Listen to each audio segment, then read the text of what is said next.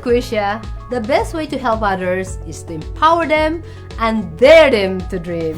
So good afternoon, Anna. Welcome to the show called Self-Made. Thank you for having me here, Rebecca. Yeah, so we would like to know how you started. So I started of course, just like anybody else after graduation, you dream about, being in a good, big company. So I joined Citibank as my first job, and then later on to other banks. And then as an IT professional, and then moved to other verticals, still with IT administration, information technology. And then for 20 years, I've been doing that.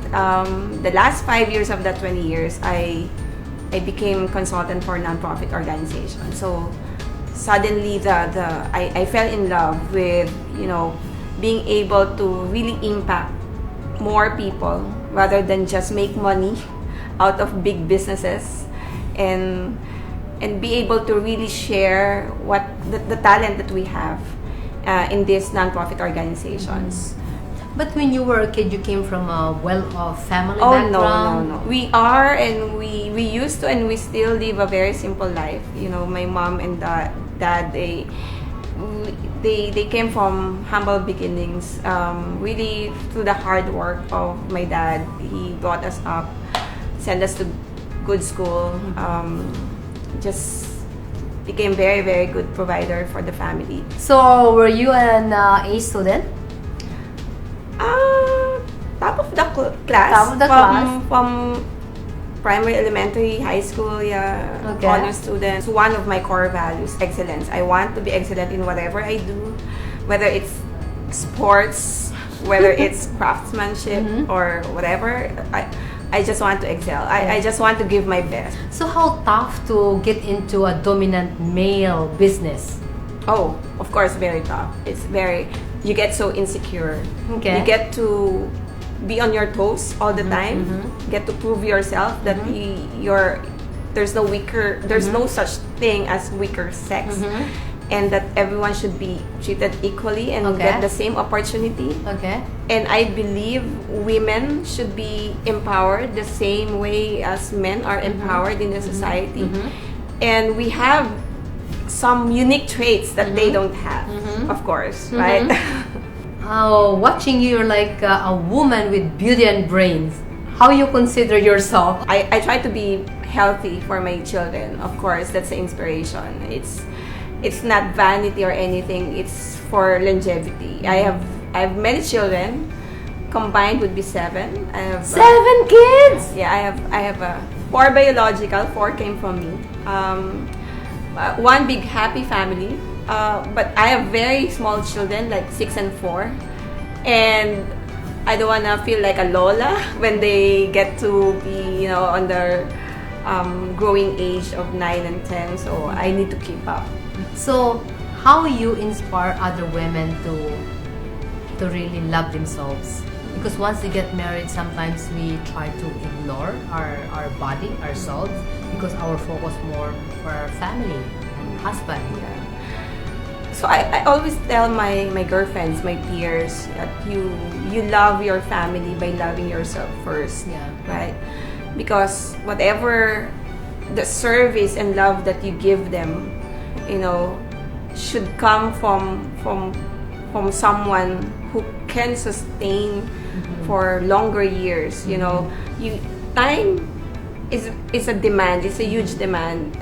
Time requires a lot of energy, a lot of creativity when you get to play with your children, get to mingle with your children. And that creativity and energy, put together requires a lot of, good body condition. Yes. So, loving yourself also, when you are with other people in the public, it reflects how you take care of yourself. Yes. Right? So, if you want to be seen as an empowered woman, then act like one, be like one. Be like one, yeah. So, do you consider yourself successful already based on what you've done for the last 20 years? Success is a perception. Okay. And it is relative. Sometimes people would define success in achieving something. It could be a bottom line figure in the business. It could be amassing of wealth or properties or what.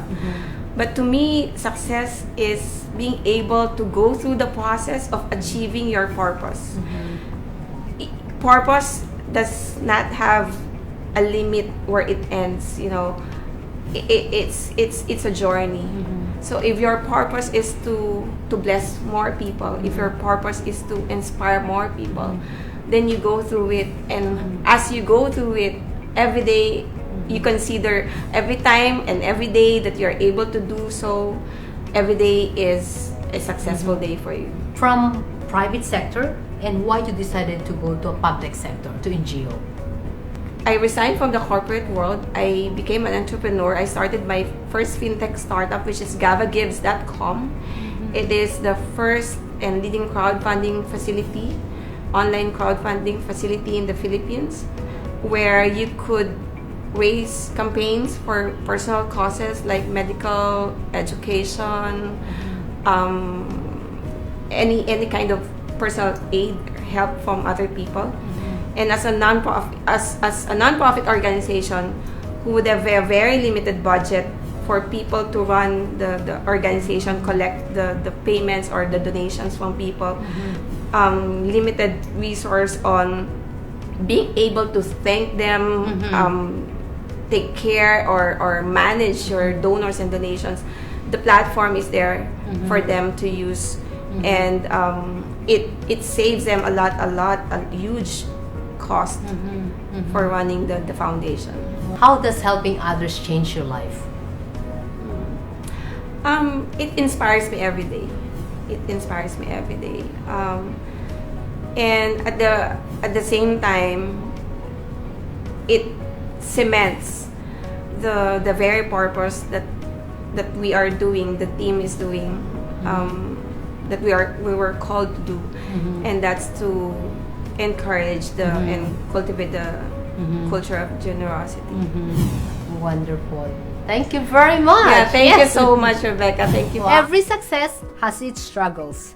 Every dream has its trials and tests. Listen to their stories, because if they did it, you can also be called self-made.